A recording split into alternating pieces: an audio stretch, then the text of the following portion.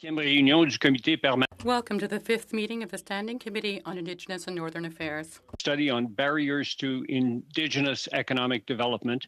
And today we have two panels. On the first panel, we have Minister Haidu, Minister of Indigenous Services Canada, and Minister Vandal, Minister for Northern Affairs. Supporting the ministers in their appearances today are the Canadian Northern Economic Development Agency, the Department for Crown Indigenous Relations and Northern Affairs, the Department of Indigenous Services, the Federal Economic Development Agency for Northern Ontario, and Prairies Economic Development Canada.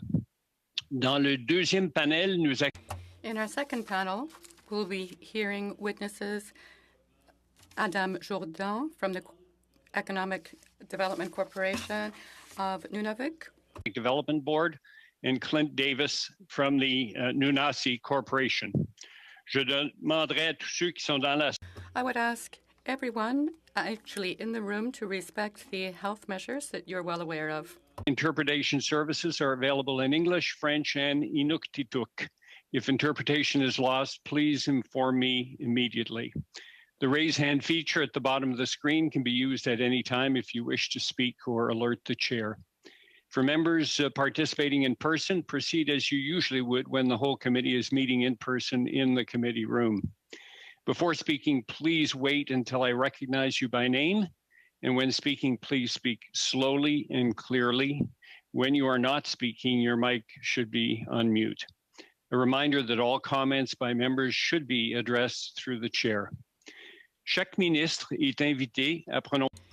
Each minister is invited to provide an opening statement of 5 minutes in length, which will be followed by a question period. We'll allow members 6 minutes each.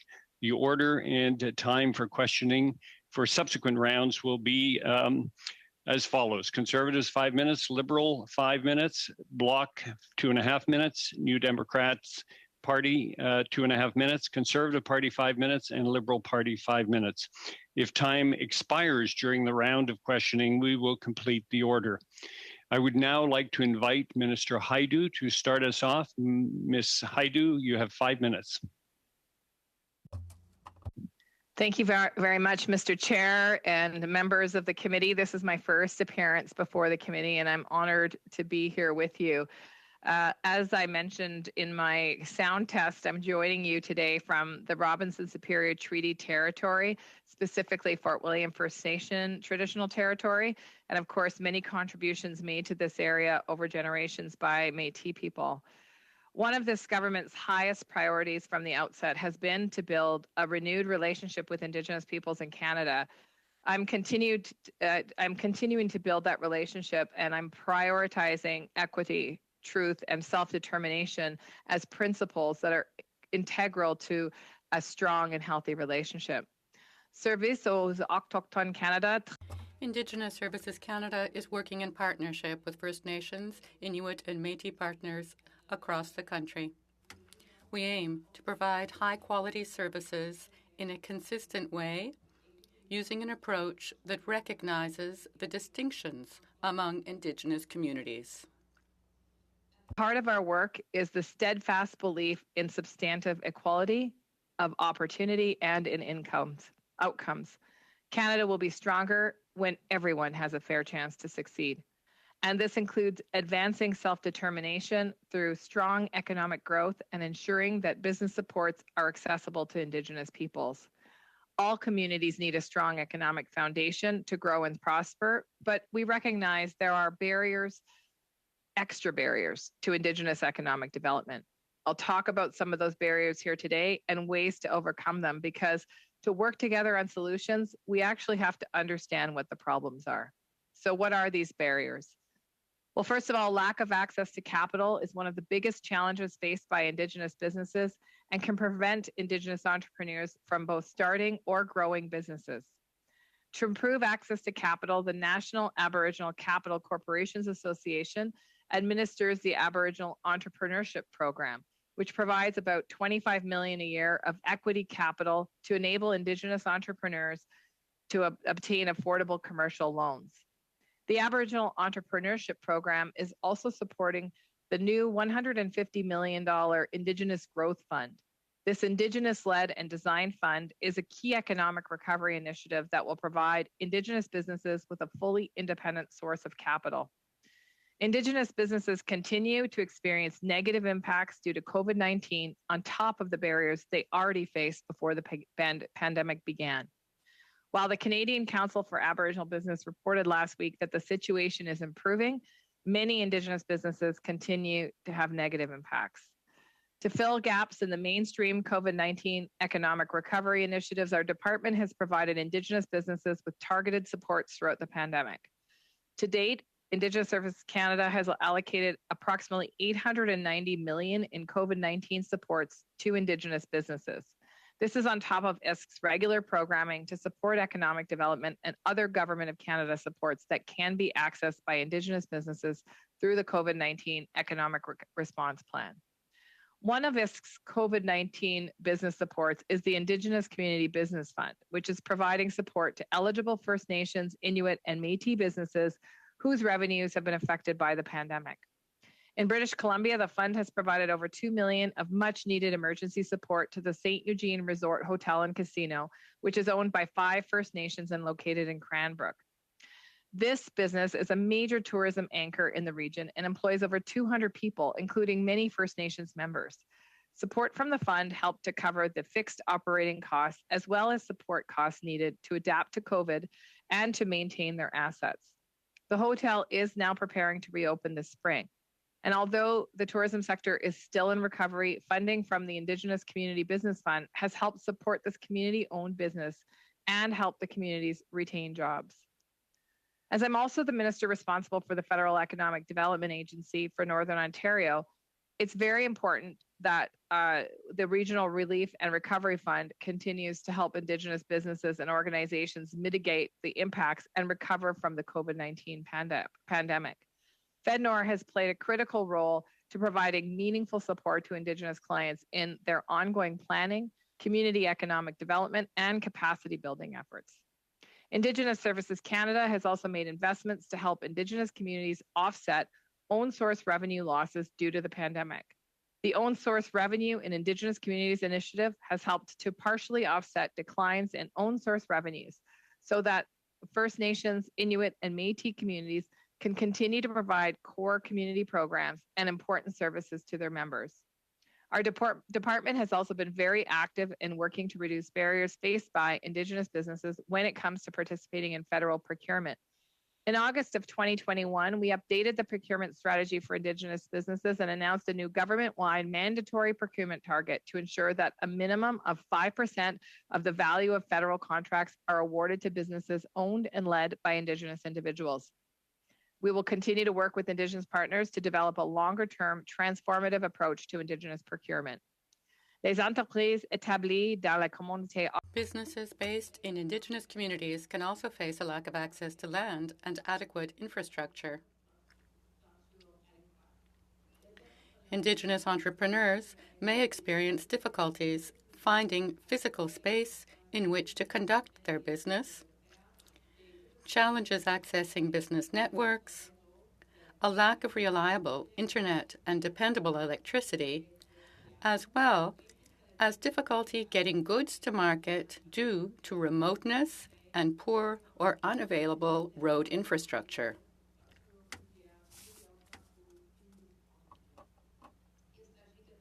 These are complex problems, and our government is working closely in partnership with Indigenous peoples and organizations across the country to address the root conditions that cause these barriers, as well as improve overall economic outcomes. Wrap up, please.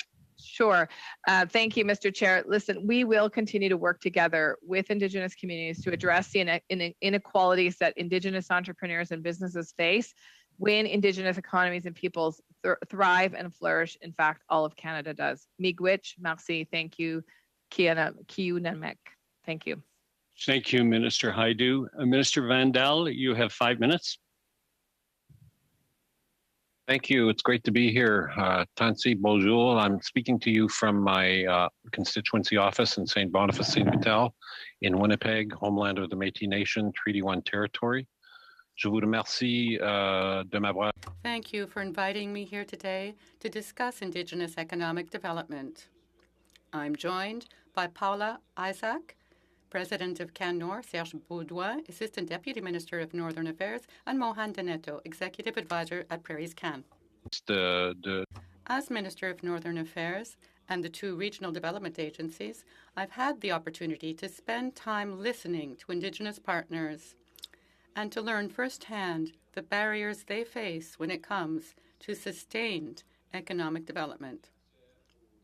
Access to skills development and educational opportunities is often constrained by infrastructure, connectivity, housing, and more. But our government continues to make more progress in addressing many of these barriers, and I'd like to highlight some recent examples. High quality education for young people is critical not only to individual success, but to local economies and Canada as a whole. This is an issue that's personal to me from my days as a Winnipeg City Councillor, where I led the development of the Aboriginal Youth Strategy, the first of its kind in Canada, and as a social worker, youth worker with the Mama Wee Wichi Tata Center in downtown Winnipeg. We're making new investments in education in the North. We've provided funding to construct a new science building at the Yukon University and to transform Aurora College into a Polytech University, as well as invested $13 million for the Dichinta Center for Research and Learning. I've also announced a task force on post-secondary education, which will provide recommendations on ways to close the gaps in education and skills development that exist between the North and the South. CanNor has been particularly important across the territories for Indigenous businesses. Over the last 3 years, CanNor has provided over 60% of its funding to Indigenous recipients. And in Nunavut, CanNor has invested in small-scale fisheries development projects. Working in partnership with the Hunters and Trappers Associations, the project supports exploratory inshore fisheries research to develop community-owned commercial fisheries in 3 hamlets. In the Northwest Territories, we have invested in the Cheetah Resource Nechalacho Rare Earth Demonstration Project, which supports sustainable resource development in collaboration with the Detenshow Corporation, which is the economic development arm of the Yellowknives Dene First Nation.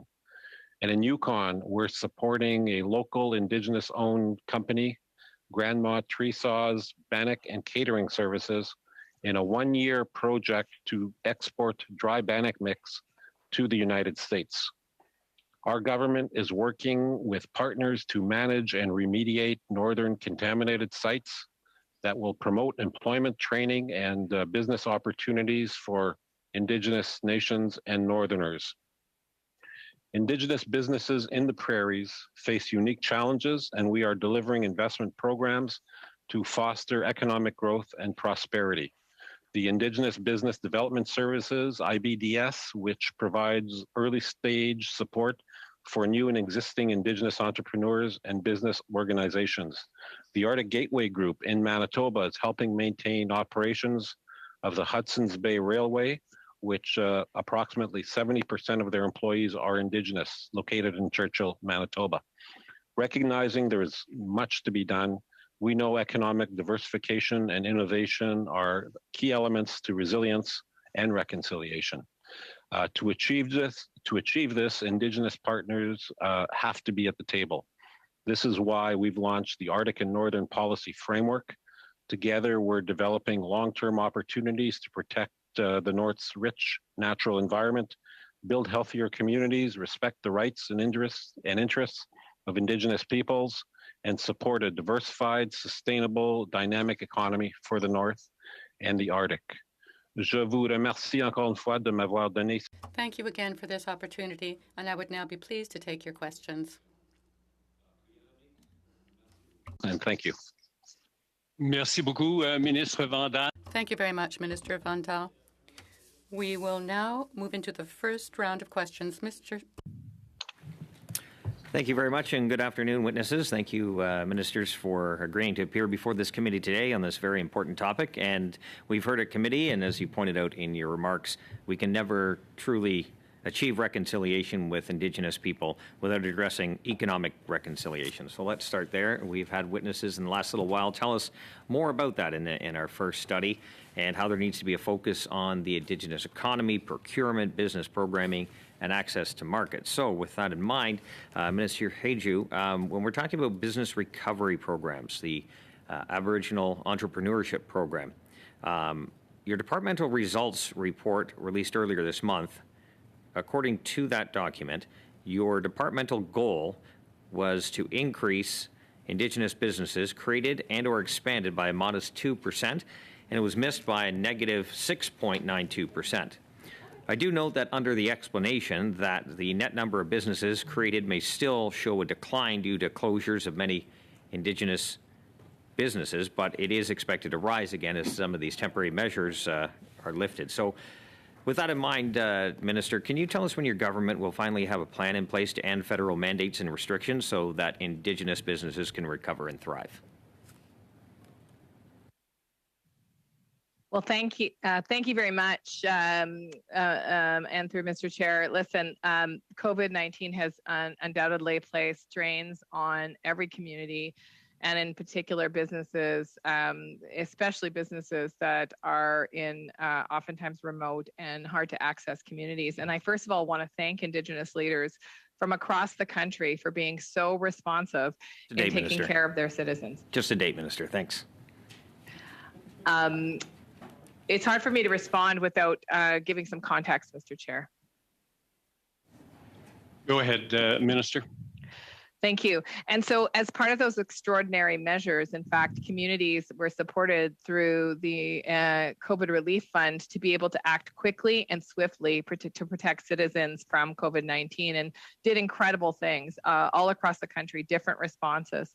But of course, that meant that just like other communities, businesses struggled. And despite the fact that Indigenous Services Canada provided significant resources in the hundreds of millions of dollars to Indigenous businesses to get them through these tough times, like other COVID recovery measures, many are still struggling.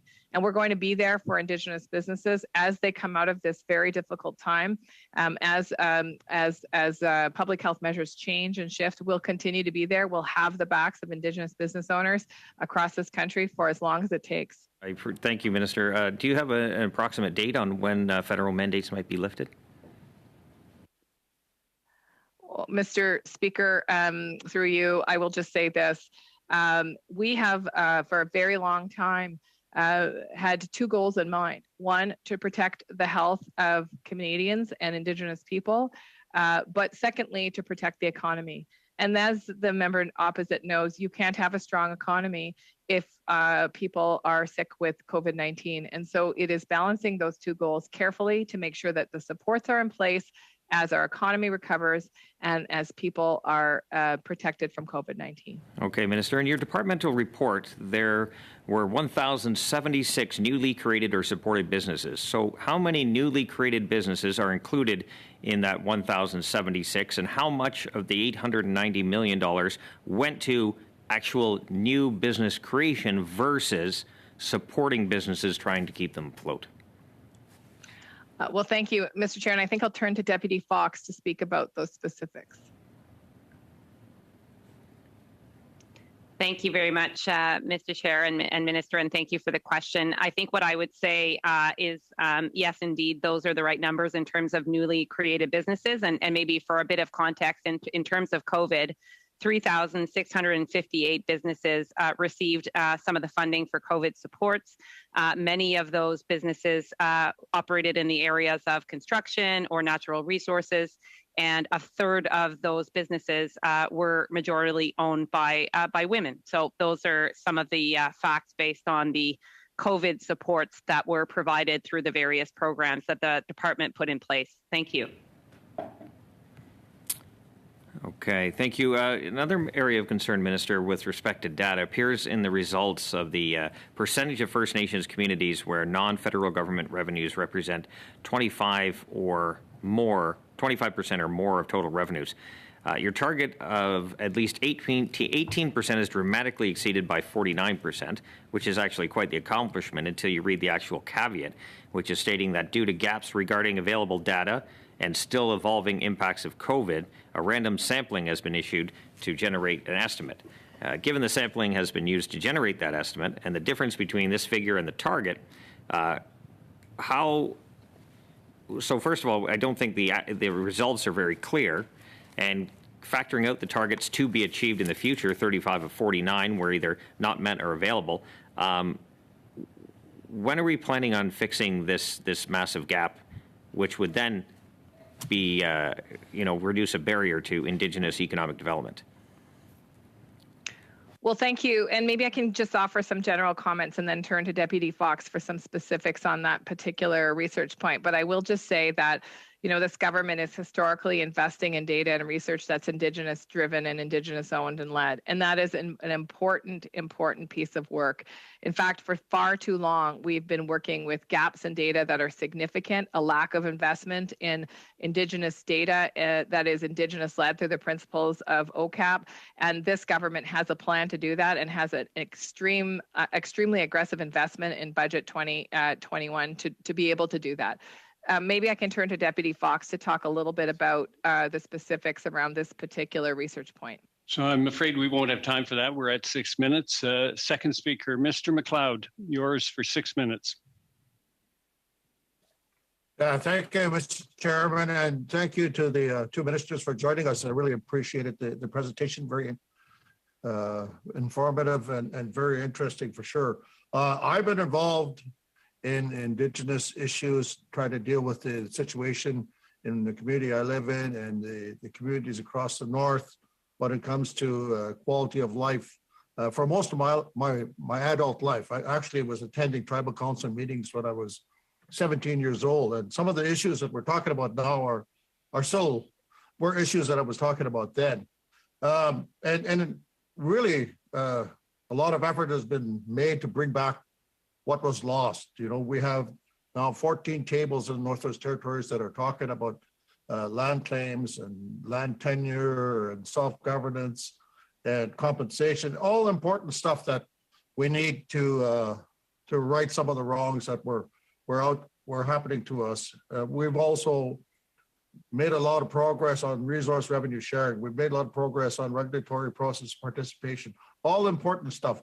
But we needed some changes to be made, and I was really happy to see the new self-government fiscal policy come into play. It was done in a collaborative approach with Indigenous people, and it's a good document. I wanted to ask the minister if they could just tell me how that document, I think they call it the Green Book, covers economic development and how that's going to benefit the Indigenous people.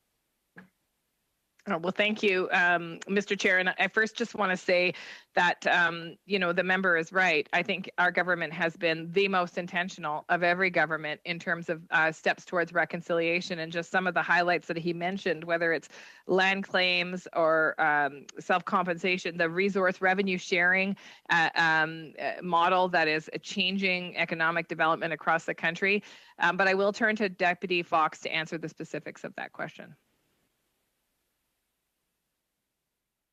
Thank you. I think there are a number of, I think we were, the minister and I were recently in a conversation with one of the chiefs around sort of what self-determination can mean in terms of economic growth and employment. And I think when the community went through, it was Whitecap, Saskatchewan, and when they did their land code through, a self-determination, self-government agreement with the federal government, I think they moved from around 70% unemployment to about 7%. So, the opportunity there when self-governments and when we can advance on some of these economic development opportunities through land claim agreements, through resource revenue sharing, looking at it from all of the aspects of economic development. And I think a number of our programs really try to promote that, but it takes a whole of government approach in order for communities to see economic development. Thank you. I have another question for this one for Mr. Bendel regarding the Amended Mine program and how that creates opportunities for Indigenous businesses and people and for skill development. Mr. Vandell, a large part of your ministry is the Northern Abandoned Mine Reclamation Program, which is, I think, has around 2.2 billion allocated in the budget 2019 to clean up these sites. And that includes a number of mines. And Giant Mine is one of them, and probably one of the more prominent ones. And last August, you signed some agreements with the Yellowknives Dene, and there's the Silver Bear Mine and Norman Wells oil fields that are going to go under reclamation. So there's going to be a lot of reclamation in the Northwest Territories. Could you perhaps update us on what these types of agreements that you signed with the Yellowknives Dene will result in? How important these type of projects are to Indigenous businesses and to the Northern economic success? Thank you, MP McLeod. That's a very important question, and I can tell you that the government has a 10-year, $2.2 billion program to clean up contaminated and abandoned mines throughout the north, and significant investments have been made, will continue to be made. The programs are intended to ensure that the lands and the waters are remediated and are healthy for future generations. And when the mines are cleaned up, I think it's incumbent on us to ensure that the jobs, the procurement, and the benefits of the cleanup are those jobs go to Indigenous nations in and around the mines, and other locals who live in the north. I think over the last couple of years, you and I have, and Minister Bennett has done a tremendous job on this. We've formed a very good partnership with the Yellowknives Dene for the giant mine remediation, which is really one of the saddest parts of Canadian history, where the land was mined, and the arsenic was simply thrown all over the land and the water and ingested by Indigenous peoples. And it's a very, very sad part of Canadian history, which was frankly ignored for too long. And we're no longer ignoring it. We're at the tables with the Minister of Crown Indigenous Relations, myself, yourself as a local MP, and most importantly, the Yellowknives Dene. And we are, I know, speaking as one person, one MP, I won't be satisfied until the Government of Canada issues an apology to the Yellowknives Dene. So we're working in partnership. There's great local leadership with yourself and the Yellowknives Dene, MP McLeod, and we're going to continue working with the Minister of Indigenous Services, Minister of Crown Indigenous Relations, and the Prime Minister to on this very important program. Thank you, Minister. Thank you, Mr. McLeod. Madame Gill, vous avez 6 minutes. Ms. Gill, you have 6 minutes. Thank you, Chair. Let me begin by thanking the ministers for being here with us. I have a question to Minister Hajdu, who has mentioned that one of the needs to ensure the economic development of First Nations is ensuring they access capital. Obviously, since 1876, that has been the case, hasn't it? But I would like to know whether her government has any other intentions when it comes to closing the gaps and taking down the barriers to economic development, particularly with regard to legislation.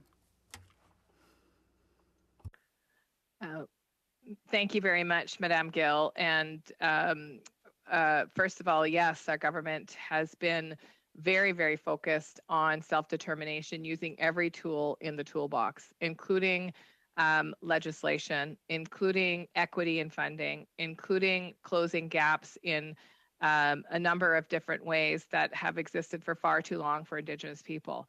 I am profoundly aware of the importance of this position in not just our Liberal government's focus on reconciliation, but the Government of Canada's obligations through treaties and other promises made to Indigenous people since the point of contact. And I feel that this is our responsibility to honor those commitments and to do everything in our power to help communities decolonize, for lack of a better word. If I may, Madam Minister, I'm terribly sorry to interrupt. I understand that this is very useful information that you're sharing with us, but I'd like to know, look, you said that yes, we have obligations, of course, but are there any intentions to change any legislation, any acts? So that's my question. I'm specifically on that topic. Well, it is a broad question. I'm not sure if the member means specific, obviously, yes, we do. We have, as you know, child welfare legislation that has been passed through this House. We have proposed co-developed health legislation. There is legislation that is being contemplated and worked on around policing. And in fact, all of this is with the primary goal of ensuring... More specifically, Madam Minister, for the future, because yes, there is the matter of the past, and I'm sure that will be helping, but what do we intend to do in future? Well, actually, Madam Gill, and through the chair, this is in fact about the future. This is in fact about creating strong and vibrant communities that have the tools they need to determine for themselves, as accorded to the promises made to Indigenous people by European settlers so many years ago.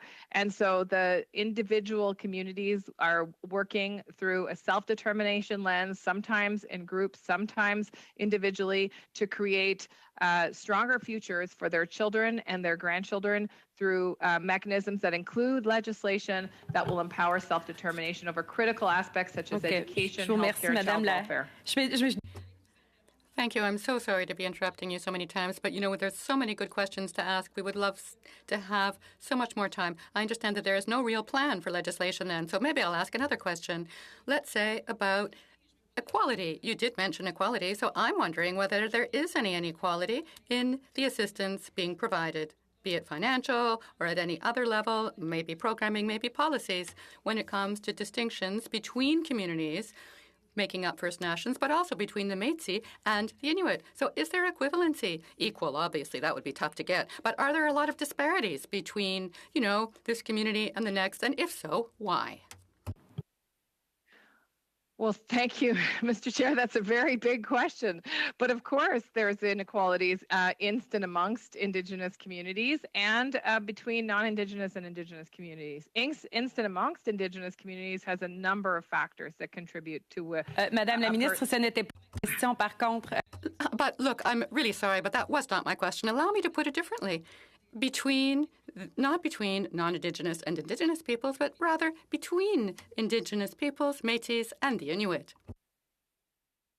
Well, Mr. Chair, I think I answered that in the first part of my answer, but yes, there are inequities instant amongst Indigenous peoples, and it has a variety of factors related to those inequities, including things like how far away someone is from a metropolitan center, what kinds of experience of trauma they've experienced, whether or not communities have been relocated, how they've been able to interact with...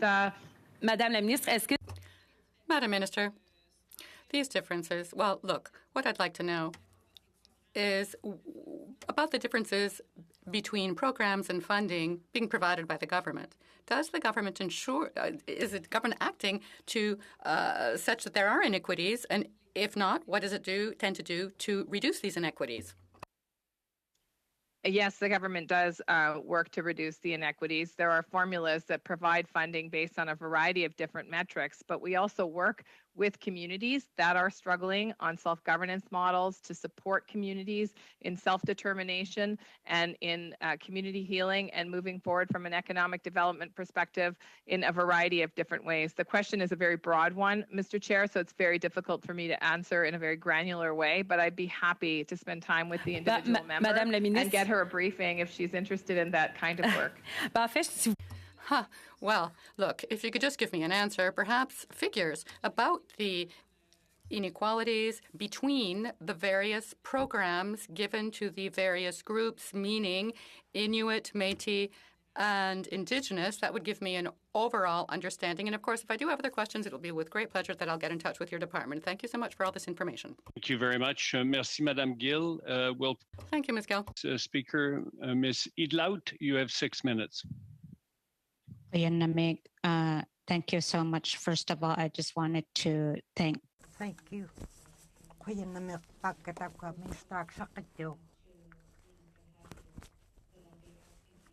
Inuktitut will be on the, I'll be focusing on the statement that you made that there's a lack of access to capital being a main barrier to economic development.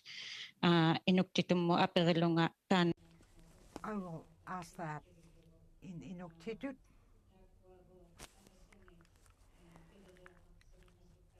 I see you have many responsibilities. Your department has been active in removing barriers to procurement within the Inuit indigenous organizations. Can you describe what these active measures have been and what problems have you run into?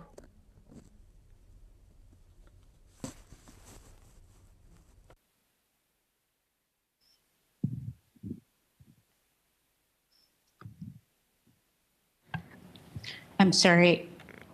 Can I?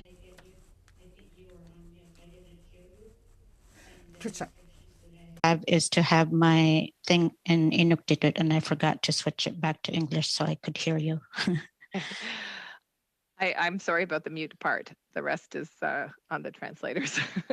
Thank you, translators, as well, for translating.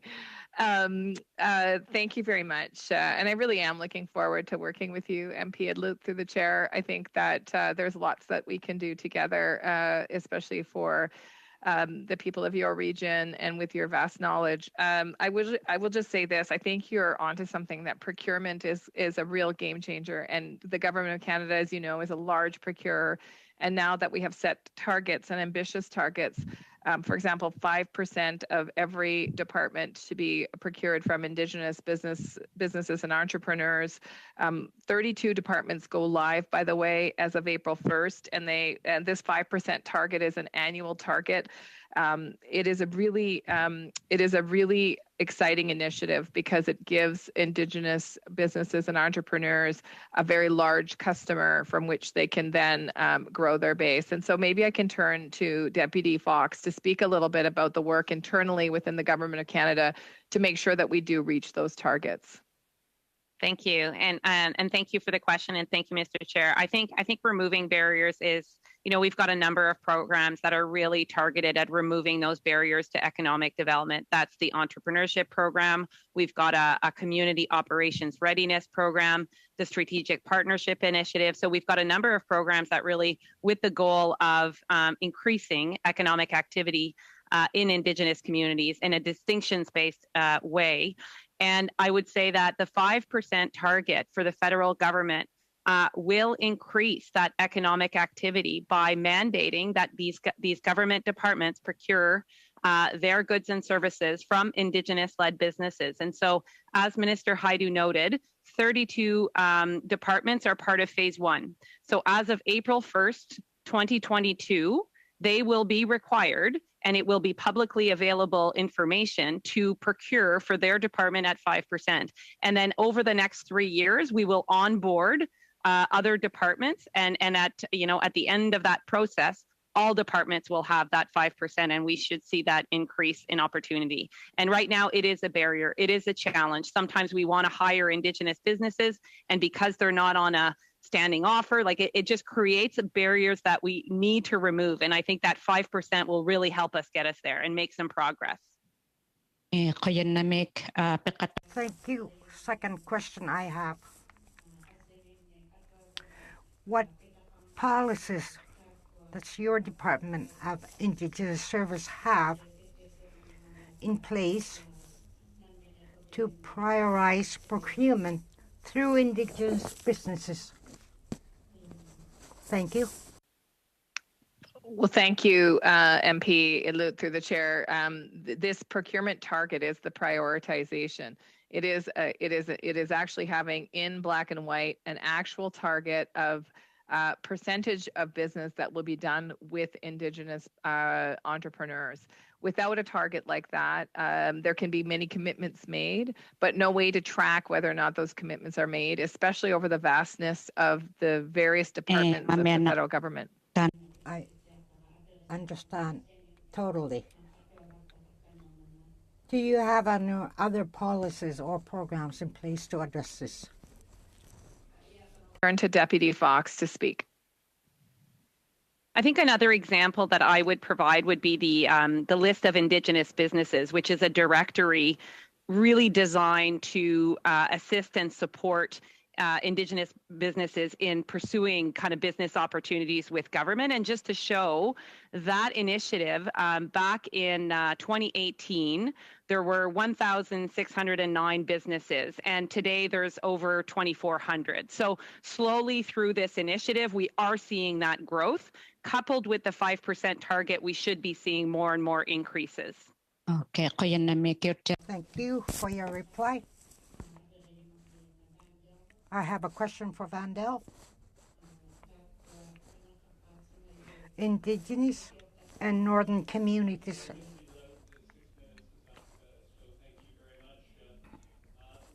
Proceed to the second round. But before I do so, just a reminder to everybody in the room that if you're sitting beside somebody, you should be 2 meters from them. And if you're not speaking, hopefully you are wearing your mask.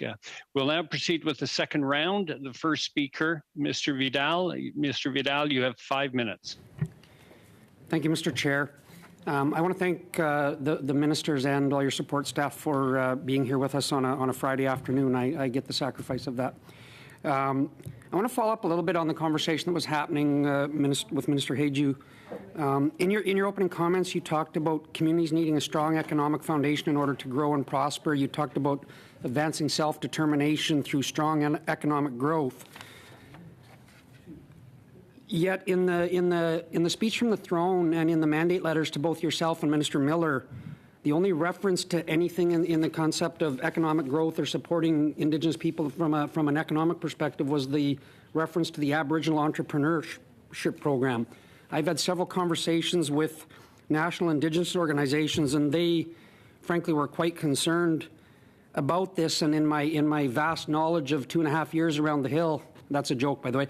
One of the things I've learned that if things aren't in the mandate letters, if they're not in the speech from the throne, that you start to question the level of priority. So I'm just curious. Economic reconciliation was really left out of all of those documents, and so my challenge would be how much of a priority is this really for the government?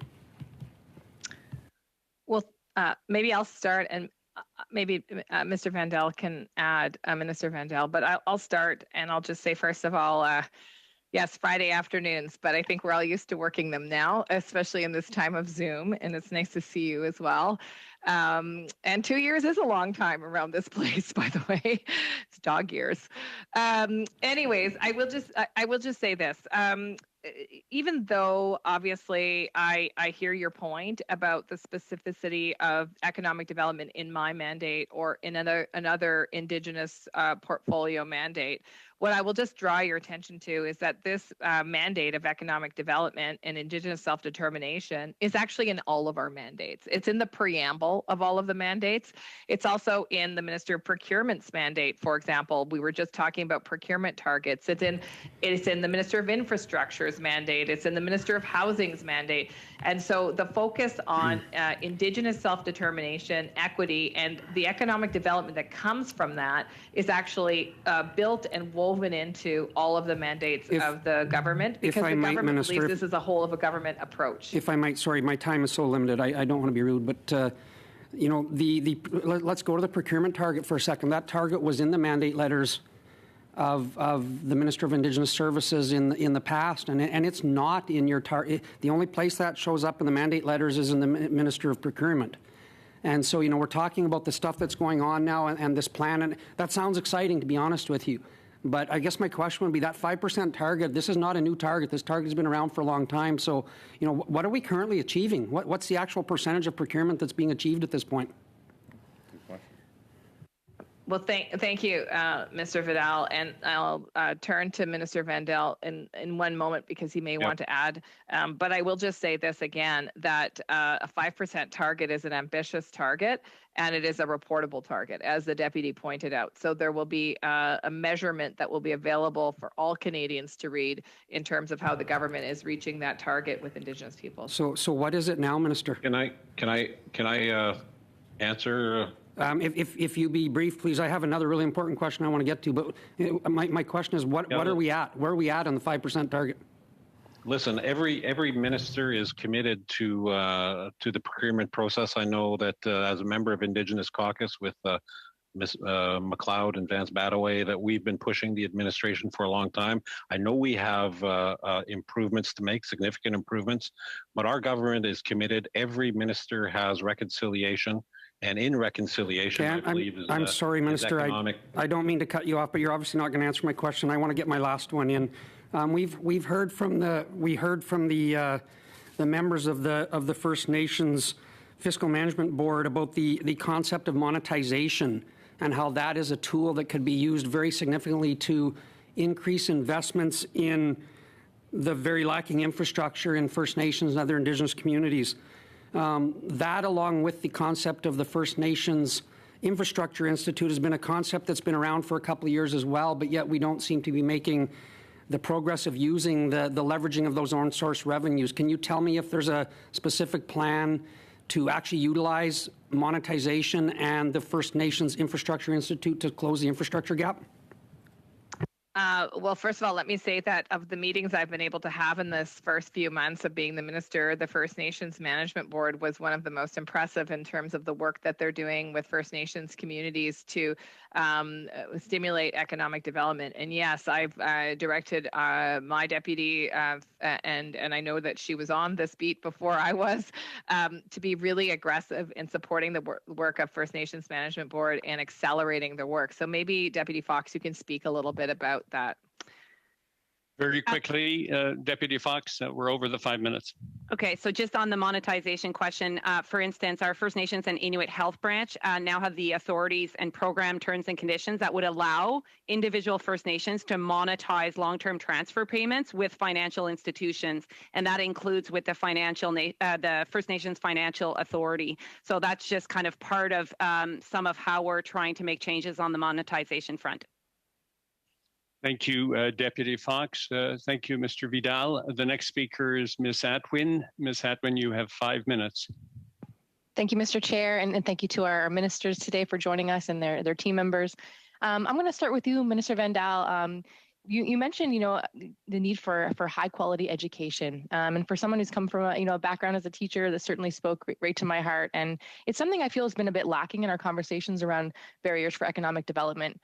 So I would love if you could just speak a little bit more about the Aboriginal youth strategy that you were a part of, and maybe more broadly about the necessity of high quality education for Indigenous youth. Thank you. Yes, that's a great question, MP Atwin. Thank you for the question. We all know it's a universal principle that the key to a better life is a better education, and unfortunately for Indigenous nations and peoples, because of the effects of colonization and government policy of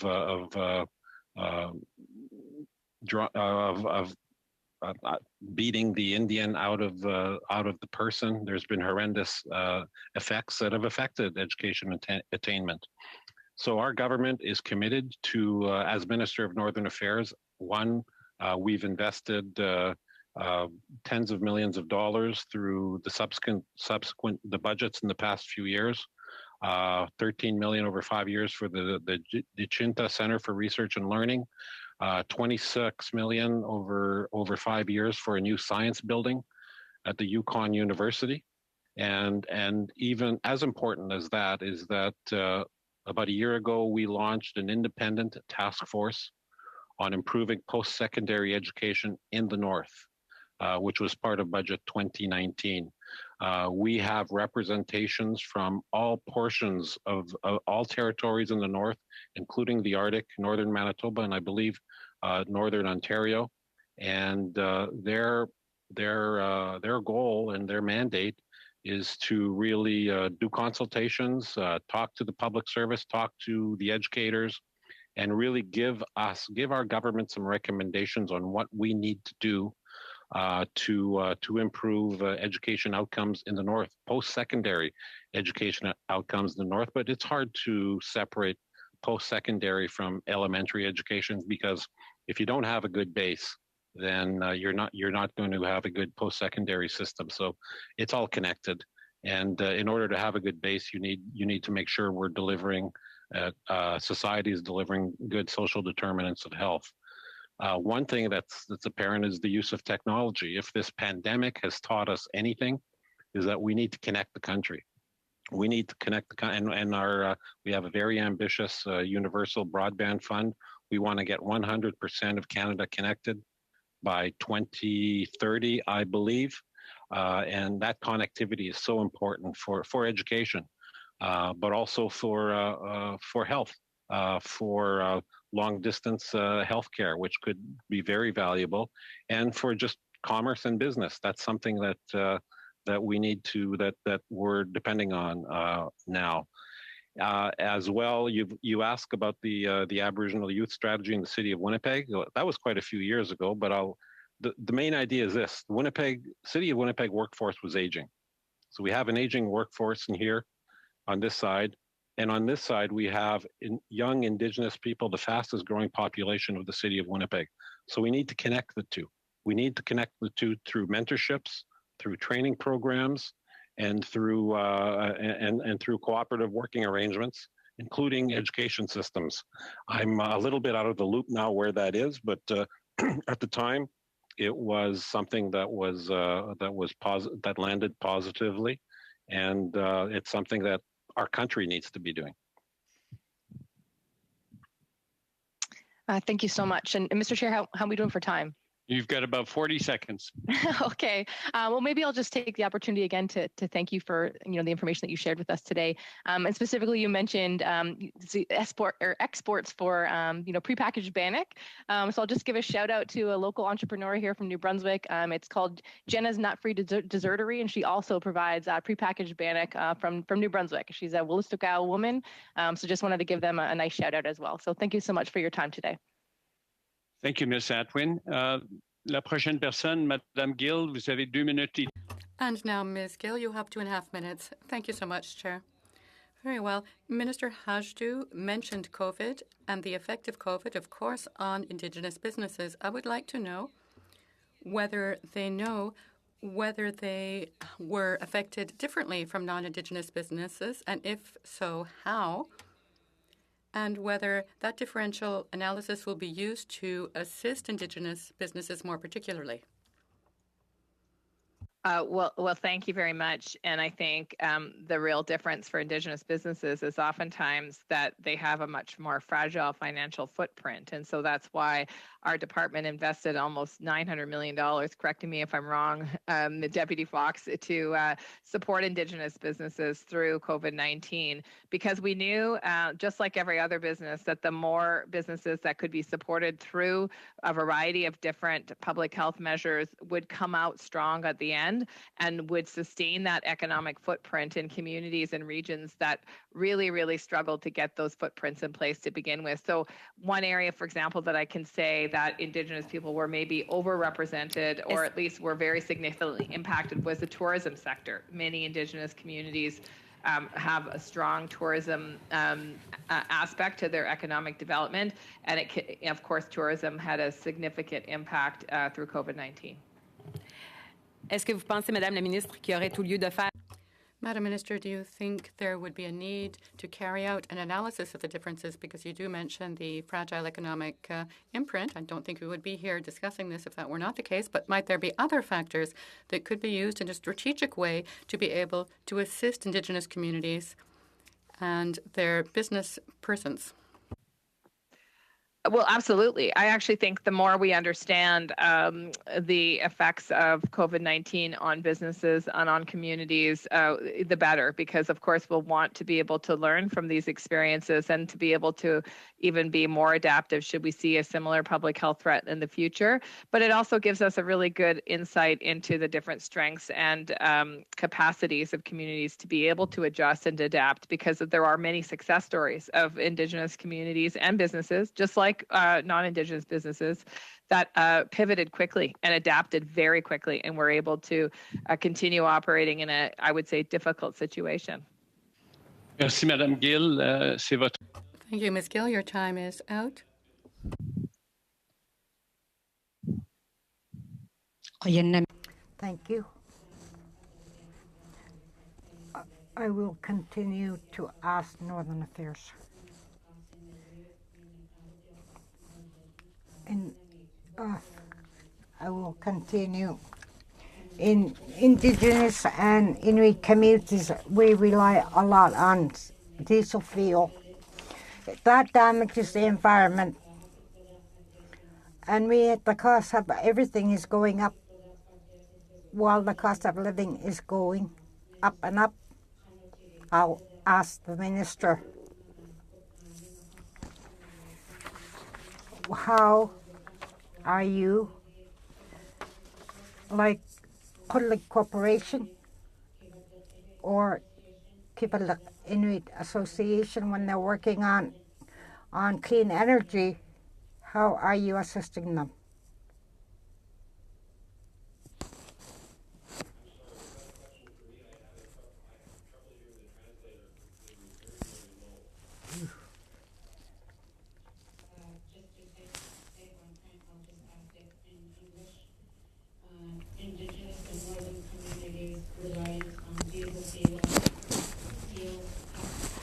And environmental degradation.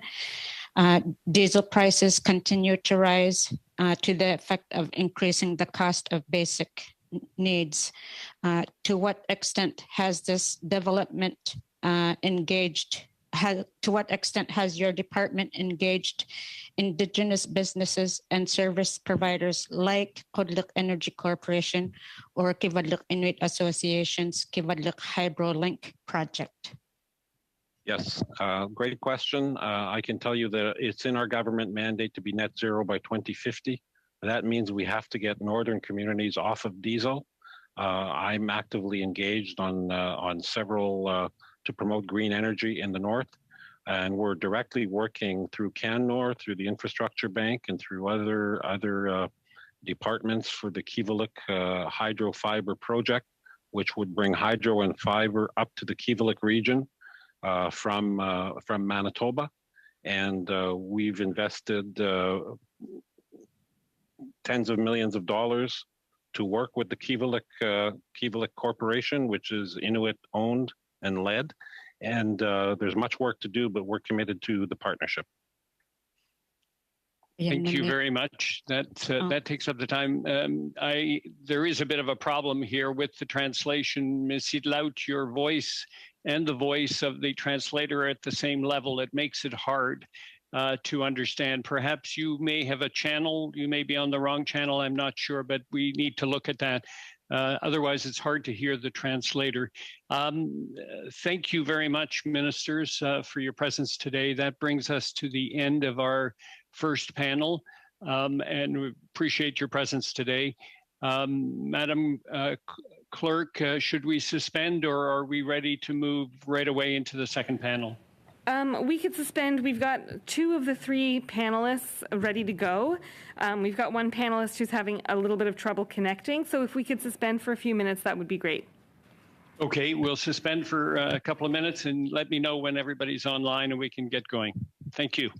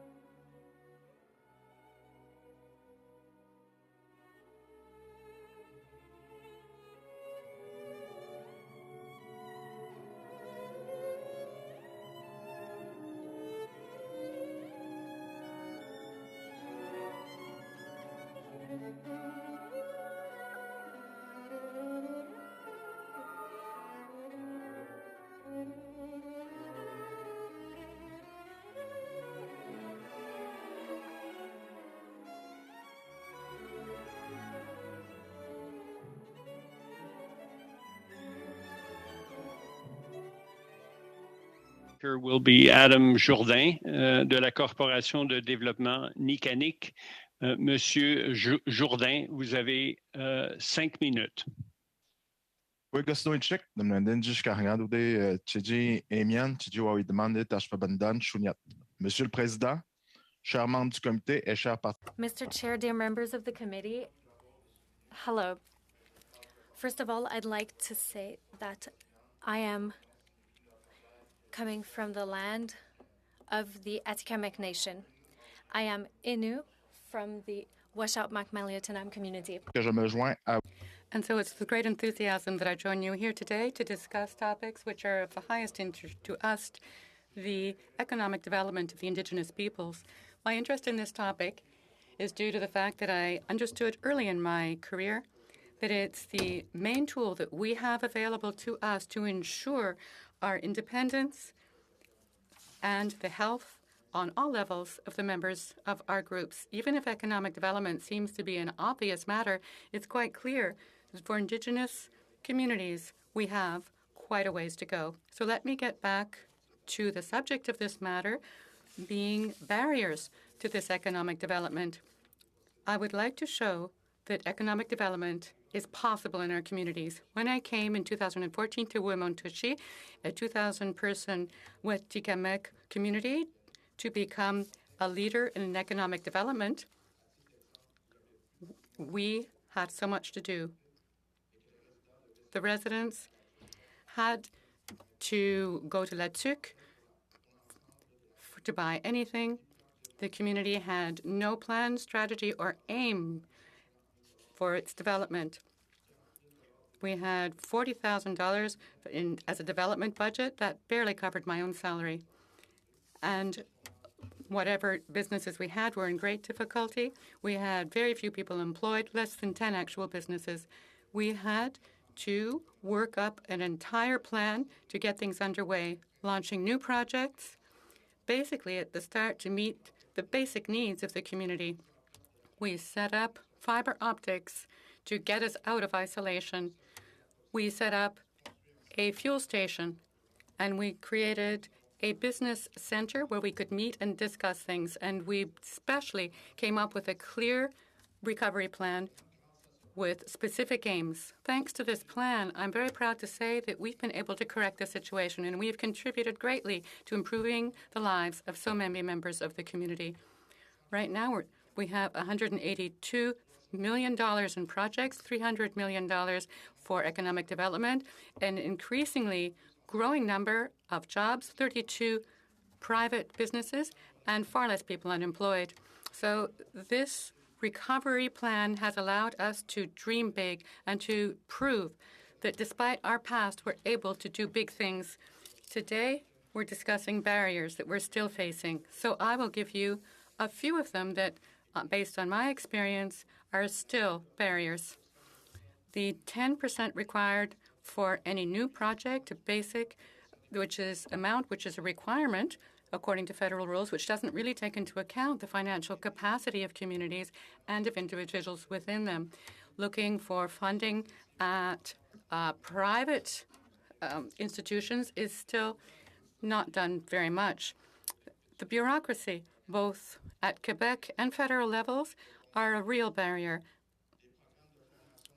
The training and workforce programs are not adjusted to the realities of the potential workers. And the remote nature of communities leads to extra costs and makes it more difficult to access funding. Exploiting natural resources is done unfairly. Given that I haven't got much time, 5 minutes isn't very much to discuss this important topic, and I would certainly be happy to tell you more during the question period. Let me finish by reminding you that we Indigenous peoples have a long history of economic activity and economic interaction far before Europeans were here on this land. We can use and leverage this past to create Indigenous Inc. of tomorrow. To do that, we need to face and overcome all obstacles, all barriers. Civil society and the governments must become assistants and real partners. It's in the interest of all of us. Thank you. Thank you, Mr. Jourdain. Dawn Madabi Leach, you have 5 minutes, Ms. Leach. Ani, bidobin dishnikas, jijak dodem, nedomnesing donjaba. Miigwech, and thank you for allowing me to speak with you today on the barriers to Indigenous economic development. I'm the chair of the National Indigenous Economic Development Board, which is a ministerial appointed non-political organization mandated to provide advice to the federal government on issues related to Indigenous economic development. The board was established in 1990 and is comprised of First Nation, Inuit, and Métis business and community leaders from across Canada. To help inform your work, I invite you to check our board's website, which includes our series of National Indigenous Economic Progress Reports. Our next report will be released in 2023. I also invite you to review our board's report entitled Reconciliation, Growing Canada's Economy by 27.7 billion, as well as the 2019 OECD report on linking Indigenous peoples to regional development, and the upcoming National Indigenous Economic Strategy for Canada. If these reports were implemented, many of the economic barriers would be addressed. All Canadians have become more aware of the truth of Canada's treatment of Indigenous peoples of this land. While the effects of colonialism have been devastating to the social, physical, and mental health of our communities, one of its most nefarious objectives was the deliberate exclusion of Indigenous peoples from sharing in the wealth of this country. I cannot stress strongly enough that Indigenous populations continue to face deeply rooted systemic and institutional barriers embedded in the Canadian legal, education, health, governmental, and economic landscape. For Canada to undo this damage, it must be understood that achieving reconciliation will not be possible without vibrant Indigenous economies characterized by economic self-sufficiency and socioeconomic equality with the rest of Canada. Studies show over and over again that when Indigenous communities prosper, so do the regions around them. Look at the recent reports outlining the billions in annual contributions, Indigenous contributions to the economies of Atlantic Canada, Manitoba, and Alberta. If Indigenous peoples had the same education, income, and employment levels and business opportunities as those experienced across Canada, the GDP would increase by 30 billion to upwards of 100 billion annually. In addition to the reports already mentioned, the NIEDB is recommending solutions that can pave the path to economic reconciliation. Number one, ensuring that the implementation plan for the UN Declaration on the Rights of Indigenous Peoples Act is co-developed with Indigenous people. Number two, formally recognizing our jurisdiction and the legal frameworks we are developing to control and participate in development in our territories.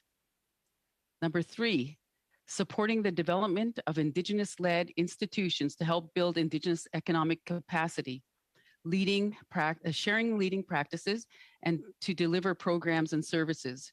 Work is already underway for institutes for community infrastructure and Indigenous business procurement.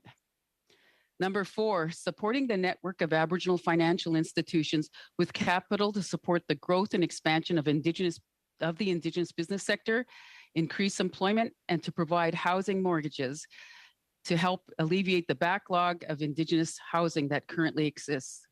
Number five, increasing funding for Indigenous economic and business development to 10% of total federal spending on Indigenous peoples, in part to make up for past funding shortfalls and to recognize the fact that each dollar spent on Indigenous economic development leverages important community and social benefits and enhances regional economies across Canada.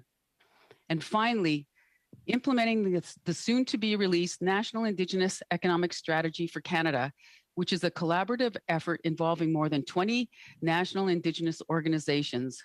This strategy is our vision for economic reconciliation and is built upon 4 strategic pathways of people, land, infrastructure, and finance. The strategy includes calls to economic prosperity that speaks to all levels of government, corporate Canada, small businesses, all institutions across the country, and our own people. In conclusion, you have an opportunity to help remove the impediments to Indigenous economic inclusion. In addressing the solutions offered, your work requires addressing the disparities of the past, a change of mindset, the political will, and real financial investment, which we know will benefit all of Canada. Miigwech, thank you. Thank you very much, Ms. Madabi Leach. The third speaker will be Mr. Clint Davis from the Nunasi Corporation. Mr. Davis, you have 5 minutes. Thank you, Mr. Chair, and thank you, members of the committee. It's a real honor to be here, and certainly in the presence of my my dear friend Don Madabi Leach as well, and Adam. You did a great job. I want to begin by giving you a little bit of a background on Nunasi Corporation, and then I'll speak to 3 barriers that I see that it continues to impede the growth of Indigenous business and communities. In terms of a personal background, I'm Inuit from Labrador, and it's been an honor for me to lead Nunasi Corporation, which is a storied Inuit corporation over the last 2 years. Nunasi is a Nunavut Inuit birthright corporation owned by 2 regional Inuit associations and 1 Inuit Regional Development Corporation. This structure ultimately means that Nunasi is owned by all the individual beneficiaries under the Nunavut Agreement, of which I think one of them are actually on this committee right now. It has a very interesting story. In fact, it's the oldest Inuit development corporation in the country. It was started in 1976 by the Inuit Taperd of Canada, now ITK, as a vehicle to ensure Inuit participation in the economic opportunity that was expected once Inuit land claims were resolved. It was involved in a variety of different business activities from various industries, and some of these operating companies are still around today. In particular, Nunasi's investment in the medical accommodations that are located in Ottawa, Winnipeg, Edmonton, and Yellowknife. These facilities, known as largas, provide a culturally appropriate and safe lodging for those Nunavummiut who require medical treatment in southern hospitals. Nunasi today is focused on 4 areas: health services to build on the success of those largas, energy, which includes a focus around the development in renewable energy for Nunavut, infrastructure, transportation, and federal procurement. And so now I'll share with you some of my thoughts on some of the barriers. Access to equity capital. Indigenous and Inuit business look very different today than even just 20 years ago. The rights that are crystallized in modern land claim agreements, along with the recognition of Indigenous rights through successful court challenges, have led to greater engagement of Indigenous communities in development activities on traditional lands. Phrases such as the duty to consult and free and prior informed consent have become common parlance in some industries. Impact benefit agreements have created significant value for Indigenous communities, including training, development, employment, along with procurement. Some projects are providing opportunities for Indigenous communities and development corporations to actually participate in the ownership of the project or a major asset. Too often, communities just don't have the financial capital to stand shoulder to shoulder with their partner. Traditional lenders generally do not provide loans for equity, and so the community will have to either pass on the opportunity or receive support from the partner or another source at a price that is often considered expensive. There's a real opportunity, I think, for federal crown corporations and other institutions to provide this capital through a loan mechanism at a reasonable rate. This would enable the community to participate in the opportunity and benefit from the financial upside earlier in the process. Social procurement. On January 31st of this year, the federal government announced that Nasatuk, a majority-owned Inuit company, was successful in winning the contract for the operation and maintenance of the North Warning System. This contract is valued at nearly $600 million for 7 years, and if the extensions are awarded, the contract has the potential to be $1.3 billion. The Inuit shareholders of Nassautuk, which includes Nunasi, as well as the regional development corporations across Inuit Nunanat. It's great news for Nunasi and our colleagues, and frankly, it's an example of economic reconciliation at work. And the federal government has made a commitment of 5% of government spending in business, which would represent over $1 billion annually. While the commitment has been made, I strongly encourage the government to move quickly towards implementation and to use the distinctions-based approach to ensure Inuit businesses benefit. I would also recommend the federal government consider creating incentives for federally regulated companies to develop robust procurement policies for the benefit of Indigenous business. The more successful procurement processes, as we've seen in this country, are normally in those companies in the resources sector, which really makes sense when you consider the nature of their business operating in traditional territories. But these best practices should extend to other companies in different industries. Indigenous businesses are diverse, and if given the opportunity, they will meet the procurement needs of these companies. And the last thing, Mr. Chair, I want to comment on is the investment in infrastructure. In October of 2020, Nunavut Tugnavikan Corp. In Nunavut released the Nunavut Infrastructure Gap Report. The report highlights deficits in such infrastructure areas as water, housing, broadband, reliable energy, and so on. Community need these basic elements of infrastructure to create an environment that's conducive to entrepreneurialism and can attract investment. There were no costs associated or estimated associated with the Nunavut report, but the most recent announcement by the federal government, $4.3 billion Indigenous Community Infrastructure Fund, for which Inuit receive over $500 million, is certainly a step in the right direction.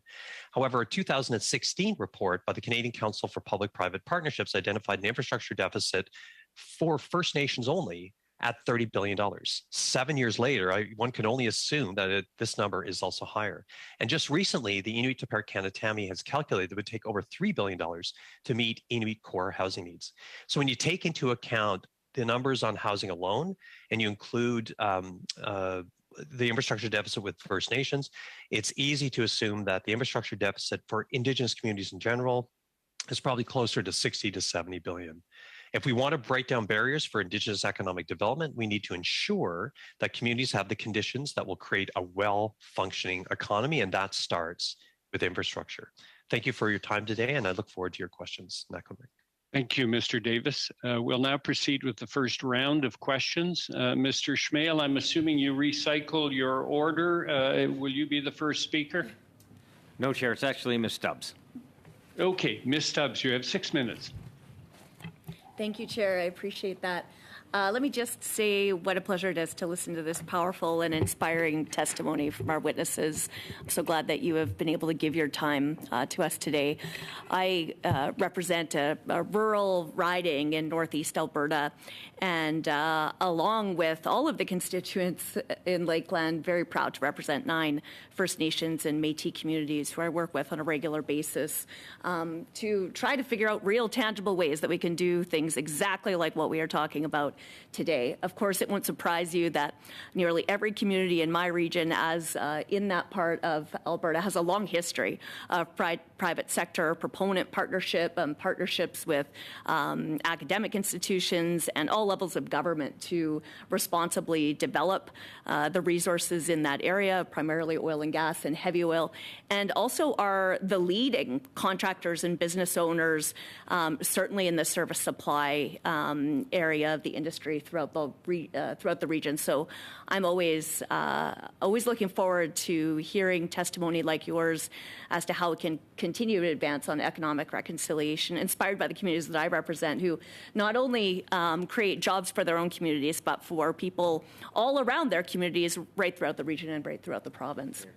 So I am seized with many of the challenges that you've talked about, primarily access to capital, capacity building in communities so that they can effectively participate in the regulatory process, the necessity for the Crown to meet their obligations for two-way dynamic consultation with Indigenous communities, not just check it off on a list and not send a decision maker to the table.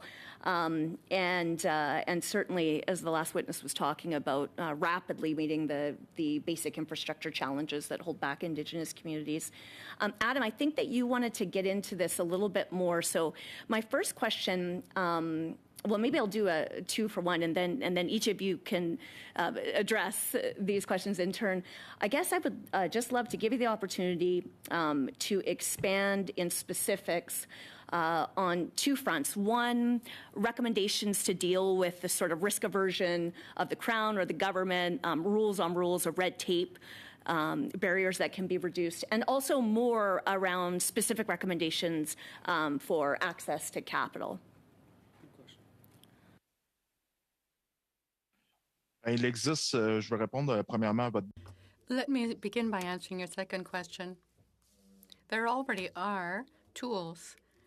The Fiscal Management Act, which allows us to move away from the Indians Act, at least on the financial level. We in Wimontashi are using that act, which allows us to access capital via Indigenous institutions. This FNFMA. So our interest rate, the last one we had was about 2.3%, and it gives us the ability to go ahead with certain projects. We have access to liquidity, but banking, financial institutions, other than that, always think twice before they are willing to back us, despite the fact that we have been using and have become members of the groups using the Financial Management Act, even though we've got very good projects that make sense, that respond to the aims of our community as well.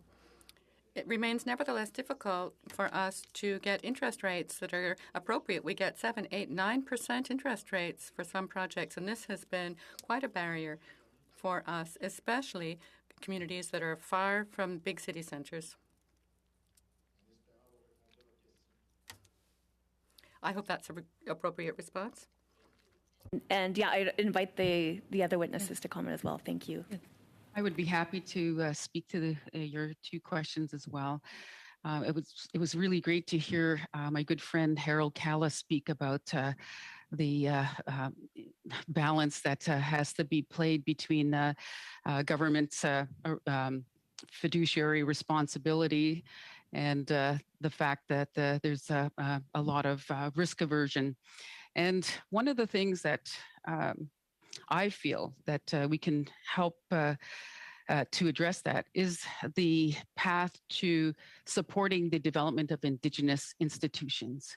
We need to be responsible for our own activity and our own actions, and I really feel strongly that the supports need to be there for, as I mentioned in one of our recommendations, to support Indigenous-led institutions and centers of excellence. I think that those are really critical ways to help remove the issues around the governments being worried about the risk of some of the decisions that they make. I think that our own people are prepared, and we have the capacity now to address areas where there's and make those decisions ourselves. So I would strongly support that devolution of programs and services and resources, the full amount of resources necessary to support Indigenous institutions.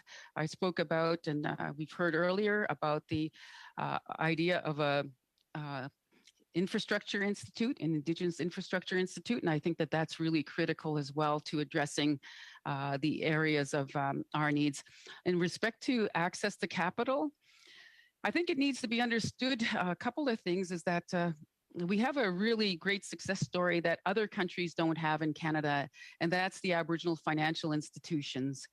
Those institutions should be supported. There's no other country that has the type of institutions that we have, but they're limited in their capacity in that most of them can only provide loans of up to $300,000 to one project. Well, one piece of equipment costs that. You can't even build a decent building for that amount of money anymore. So the additional capital is really important. And we know the success that these Aboriginal financial institutions have been able to invest $3.3 billion into the Canadian economy through investing in Indigenous businesses and helping with the startup of new Indigenous businesses. So we have capacity we'll need that to address the whole procurement issue and addressing the contracts that we're talking about to reach that 5% procurement target. We need more Indigenous businesses and help build them up so they can compete effectively for a lot of those contracts. Plus, thank you. Thank you. Yeah, okay, we're going to have to go to the next speaker. Thank sorry. you very much. Sorry, Clint. No problem. That would be Mr. Weiler. You have 6 minutes. Thank you, Mr. Chair, and I'd also like to thank all the witnesses for joining our committee meeting today and just for the fascinating testimony already. I guess my first question is to Ms. Madabi Leach. Just building on what you were mentioning before, one of the solutions you identified to the economic barriers that's currently in place right now is to formally recognize Indigenous jurisdiction and legal frameworks. And I was hoping you could elaborate a little bit more on this point, and in particular the importance of self-government agreements and what type of change that would drive for economic reconciliation. I can give you one really good example in my own area where the First Nations have collaborated to develop a legal framework on aquaculture in our region. For example, we have Indigenous-owned aquaculture operations, but we also have non-Indigenous aquaculture operations. So previously, before we had this framework, there was no reporting or monitoring provided to Indigenous communities who rely on the water resource around us. And so by having these legal frameworks in place, we were actually providing or benefiting from the social license that we offer to those operations in our area. And one of the things that this framework will do is have the First Nations impacted in any developments, including our own aquaculture businesses, that we would issue the licenses. So we've been working very closely with the First Nations, as well as the province of Ontario and Fisheries and Oceans Canada, to have this legal framework recognized, but I'll tell you, it's very complementary to existing legal requirements at the provincial and federal level. So it's really helping to include Indigenous people in activating our jurisdiction and our authorities in this area. Yeah, no, that's a very fascinating point, and one of the other items you mentioned is to co-developing the action plan on implementing UNDRIP, and I'm curious how you see those two aspects kind of fitting together, and where you can have kind of multiple orders of government being able to partner on issues just like that. Mm-hmm. Well, I think it's a cooperative approach that we're looking at, and when we look at co-developing the implementation plan for the UN Declaration on the Rights of Indigenous People Act, it's really important that we be involved in that. There's 13 references in the declaration to economic development, but there's nothing really specific on it. So the national Indigenous organizations have talked with each other on how we can activate and unlock the potential of Indigenous economic development by helping with the co-development and making sure that we're included in the Canadian economy at the level that we should be. I think that that's really important and critical to moving forward. And we have a lot to offer. And I think the National Indigenous Economic Strategy that I spoke about will be helpful to that exercise. Definitely. Well, that was kind of leads me to my next question. And you mentioned all the different partners that are working together on this national economic strategy. And, of that strategy, do you have a few high-level points or recommendations that relate to the federal government that you'd like to share with this committee at this point? Well, a couple of the recommendations that pop to my mind right now. One is the idea of having a right of first refusal on the sale of any properties that the federal government might be selling, that the Indigenous people have the opportunity to purchase those properties and be part of that would open a door when we have those kinds of initiatives in place. We talk about, as I mentioned, institutional development. I think we need an institution, our own institution on procurement. Indigenous people are already collaborating on a business plan for that so that we can take over a lot of those services within the government and have a certified database of Indigenous businesses and help our businesses to be able to compete more effectively for a lot of those procurement opportunities. We're talking about education institutes. So we could look at the leading practices across the country on education and helping our people to achieve the higher education levels, because we still have huge gaps between our people and mainstream Canadians in terms of education levels. We're also talking about, some of the recommendations that I already provided. I think that there's we do need that investment towards economic reconciliation. And so there's over 100 calls to economic prosperity in this strategy. Thank you for that. My next question, I'd like to turn to Mr. Davis. As you highlighted three main barriers that we should be looking at here. And the first one was looking at a solution really with federal crown corporations being able to provide access to loans at a reasonable rate. And I'm wondering if when you're thinking of this, are you thinking of existing crown corporations, the creation of new ones? And if it is an existing corporation, I'm wondering if you have identified some of those ones that we should be looking at. So no, thank you for the question. And in particular, when I'm talking about access to capital, yes, it would be in the form of loans, but it would be specifically for equity, right? And I just wanted to make a really quick comment on access to capital, meaning that before, in the past, we've seen challenges whereby too many communities, development corporations, and even today, there are still challenges for individual Indigenous entrepreneurs having access to even debt capital. And so that's why the AFIs, as Don talked about earlier, is such a fundamental part of the ecosystem to support Indigenous business. But they do still have caps, and that's a huge challenge. And so I think there's a tremendous opportunity there for not necessarily the creation of a new crown corporation, but the Business Development Bank of Canada is a perfect example where they have provided a very robust Indigenous banking unit, following along the lines of what you see with TD Bank, Bank of Montreal, RBC, and CIBC. And I think they've done a great job in terms of providing that debt capital to communities, development corporations, and even taking on the additional risk to support entrepreneurs. But now, as we move into that bigger realm of having communities looking at participating in large-scale projects or even medium-scale projects, that kind of capital on the equity side is critical. And this isn't a brand new thing. This is something that's actually happened in another jurisdiction, being in Ontario through the Green Energy Act. And so you had, which I thought is just an absolutely brilliant program, whereby you had it was the initiative on the part of the government of Ontario to ensure that they were going to have Indigenous engagement with green energy projects.